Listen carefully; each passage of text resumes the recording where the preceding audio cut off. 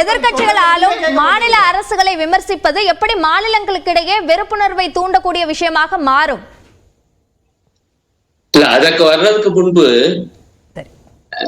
அதற்கு வருவதற்கு முன்பு பாஜக நண்பருடைய பேச்சில இருந்து ரெண்டு முக்கியமான விஷயங்கள் கிடைச்சது. அதை இந்த நிகழ்வை பார்க்கிற நேயர்கள் குறித்து கொள்ளணும். அவர் ரொம்ப தெளிவா சொன்னார் பாருங்க, ஐயா தமிழ்நாட்டுல திமுக அணிதான் ஐயா ஜெயிக்கு, அதுல எப்படி சந்தேகம் இல்லையோ. அப்புறம் போற போக்குல அப்புறம் பாக்குறேன் தென்னிந்தியா விட்டுருங்கட்டாரு. பாஜக பத்தி பேசும்போது தென்னிந்தியா விட்டுருங்க, தென்னிந்தியா தவிர மிச்சம் நாங்க தான் அதையும் சொன்னாரு. அப்ப நமக்கு என்னன்னா, இப்ப நடந்து முடிச்ச 4 கட்டத்திலேயே நாங்களுக்கு 272 வந்துருச்சுன்னு உங்க தலைவர் அமித்ஷா சொல்றாரு. தென்னிந்தியாவே போச்சு, அதுல 130 இடங்கள் போச்சு. அப்புறம் எப்படி 273 வரும்? ஆக இவங்களுடைய கணக்கு கர்நாடகா இருக்குல்ல தப்பு. ரன்னிங் கமெண்ட்ரி வேண்டாம். நீங்க பேசும்போது நீங்க சொன்னதான் நான் மேற்கோள் காட்டுறேன், நானா ஒண்ணு சொல்லலைங்கய்யா. நீங்க தான் சொன்னீங்க ஐயா தமிழ்நாடு போச்சு பாஜகவுக்கு, தென்னிந்தியா விட்டுருங்க ஐயான்னு. நீங்க எடுத்து பாருங்க நீங்க என்ன பேசிருக்கீங்கன்னு. அப்படியே 130 சீட்டு இல்ல, அப்ப 4 கட்டம் தான் இன்னும் இருக்குது. அப்புறம் எப்படி 272 ஏற்கனவே வரும்? ஏதேனும் ஒரு தர்க்க நியாயம் வேணாமா? வேணும்னா சொல்லுங்க, எங்க ஆசையா 272 ஏற்கனவே வந்திருக்குங்கிறது எங்க ஆசையா, எங்க விருப்பம்யா. அப்படி வேணா சொல்லுங்க. எங்க அது பழைய கதையை பேசி என்னங்க பிரயோஜனம்? நான் சொல்றேன், நான் தென்னிந்தியா மட்டும் இல்ல வடக்கே என்ன நிலைமை, பழைய நிலைமையா. உத்தரப்பிரதேசத்துல அகிலேஷ் யாதவ் கட்சிக்கும் காங்கிரஸ் கட்சிக்கும் முன்பு கூட்டணி இருந்துச்சா மக்களவை தேர்தல்ல? அப்புறம் பீகார்ல அங்க லாலு பிரசாத் கட்சிக்கும் காங்கிரசுக்கும் 3 கம்யூனிஸ்ட் கட்சிகளுக்கும் கூட்டணி இருந்துச்சா? நிலைமை இப்ப மாறி போயிருக்கு. டெல்லியில ஆம் ஆத்மி கட்சிக்கும் காங்கிரஸ் கட்சிக்கும் முன்பு கூட்டணி இருந்துச்சா? என்ன அடிப்படையில பேசுறீங்க வடக்க பத்தியும்? கேரளாவும் மேற்கு வங்கத்தையும் விட்டுட்டீங்களே திரு அருணன். ஏங்க அது சொல்லவே வேண்டியது இல்லக்கா, அது எல்லாருக்கும் தெரிஞ்ச விஷயம் தானக்கா. கேரளாவுல கடத்தல வராதது போல இந்த தடவையும் ஒரு சீட்டு வர மாட்டாங்க. மட்டுமல்ல 3வது இடம் தான். அந்த 3வது இடத்துக்கு பாஜகவை தள்ளணும் என்றுதான் மார்க்சிஸ்ட் கட்சி தலைமையிலான அணியும் காங்கிரஸ் கட்சி தலைமையிலான அணியும் அங்க போட்டி போடுறாங்க.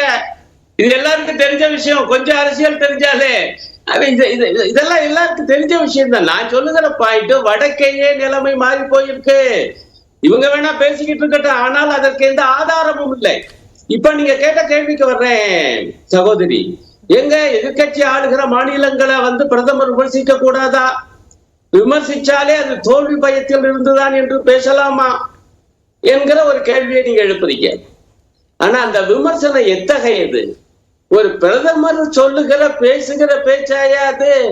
ஏதேனும் விவரத்தையாவது கேட்க வேணாமா? ஐயா தெற்கே இந்த மாநிலங்களில் இலவச பஸ் பயணம் பெண்களுக்கு என சொன்னதினால் மெட்ரோ ரயில்ல பாதிக்கு பாதியா குறைஞ்சு வச்சியா?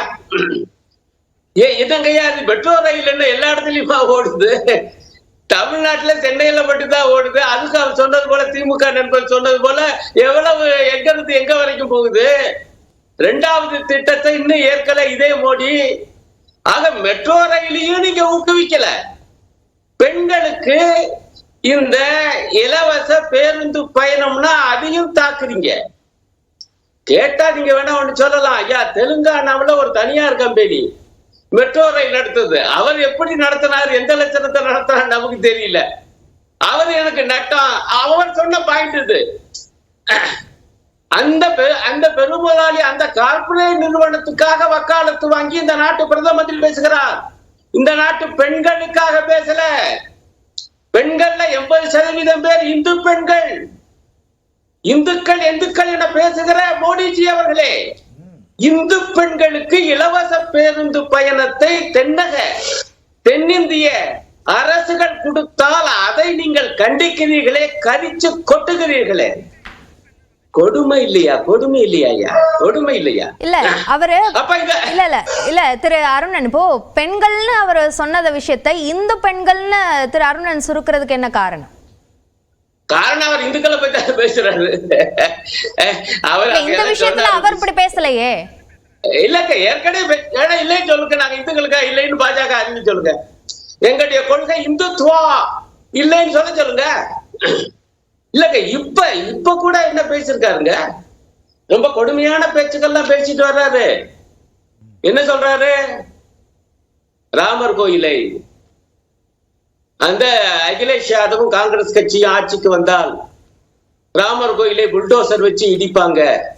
அடுத்த வாக்கியம், புல்டோசரை எப்படி பயன்படுத்த வேண்டும் என்று யோகியிடம் கேட்டு தெரிந்து கொள்ளுங்கள். யோகி யாரை எதிர்த்து புல்டோசரை பயன்படுத்தினாரு, எந்த மக்களை எதிர்த்து பயன்படுத்தினாரு எல்லாருக்கும் தெரியும்.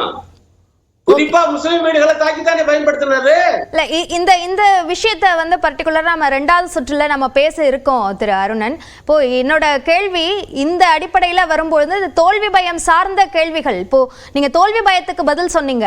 இப்போ மாநில அரசுகளோட திட்டங்களை விமர்சிக்கிறது எப்படி வந்து மாநிலங்களுக்கு இடையே வெறுப்புணர்வை தூண்டுறதா மாறும் அப்படின்ற ஒரு விமர்சனத்தையும் முதலமைச்சர் முன்வைக்கிறார். அதற்கான பதில் இல்லங்க.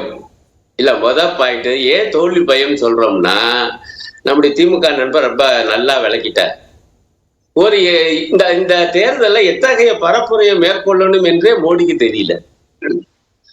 அதனாலதான் அது என்ன ஆகுதுன்னா, ஒரு நோக்கு இல்லாம அங்க இங்குமா போகுது. எத்தனா பித்தம் தெளியும்னு இவருக்கு வந்திருக்கக்கூடிய ரிப்போர்ட் நிச்சயமாக எதிர்பார்க்கிற ஆதரவு பாஜகவுக்கு இல்லை. அப்ப என்ன செய்யறாரு, முதல்ல பொதுவா தான் பேசினாரு. தமிழ்நாட்டுக்கு வந்து திமுக தாக்கி பேசுவாரு, ஆனால் ஜெயலலிதா எம்ஜிஆர் பேரை சொல்லி ஓட்டு கேட்டாரு, ஆனால் பொதுவா பேசினாரு. ஆனால் ரிசல்ட் தனக்கு ஆதரவா இல்லை என்ற உடனே ராஜஸ்தான்ல போய் இந்துக்களுடைய சொத்தை எடுத்து முஸ்லிம்களுக்கு கொடுக்க போகுது காங்கிரஸ். அதுக்கு ஆதாரம் என்ன தெரியுமா, 2006 மன்மோகன் சிங் பேசிய பேச்சு. அவர் அப்படி பேசவே இல்லை. அது ஏற்கனவே எல்லா விவரங்களும் நான் அதை பற்றி எல்லாம் விரிவா எல்லாம் பேசியிருக்கேன். இப்படி ஏங்க பேசினாரு. இப்ப போய் பீகார்ல அமித்ஷா பேசியிருக்காருங்க. இப்ப மோடி சொன்னார்ல, நான் ஒண்ணு இந்து முஸ்லிம் பிளவுவாதம் பேசலைன்னு. ஆனா அவர் என்ன பேசியிருக்காரு, பசுக்களை கடத்தினா பசுவதை செஞ்சா அவங்கள தலைகீழா தொங்க விடுவேன்னு இந்த நாட்டு உள்துறை அமைச்சர் பேசுறாங்க பீகார்ல போய். இன்னும் கூட ஒண்ணு சொல்ல மாட்டேன், பீகார்ல இல்ல பிடிச்சல பாஜகவுக்கு நிதிஷ்குமார் கட்சிக்கு உறவு இருக்கா இல்லையான்னு தெரியல. அது தெரியுமா, மோடி பேசுற பொதுக்கூட்டங்கள் அவர் வரமாட்டேங்கிறாரு. ஆக நான் இப்படி எந்த அடிப்படையில சொல்றீங்க நீங்க 400ன்னு? அப்ப இந்த தோல்வி பயத்தின் காரணம் தான் இப்படி எல்லாம் மாத்தி ரொம்ப கீழிறங்கி ஒரு பிரதமர் என்கிற பதவிக்கு சிறிதும் தகுதி இல்லாமல் கீழிறங்கி பேசி இன்றைக்கு உலக பத்திரிகைகள் எல்லாம் இவரை கண்டிச்சுக்கிட்டு இருக்குது. சரி, அந்த கோணத்துல இருந்துதான் இந்த பேச்சும் கூட. சரி, முதல் சுற்று பார்வை இலவச பேருந்து. ஓகே.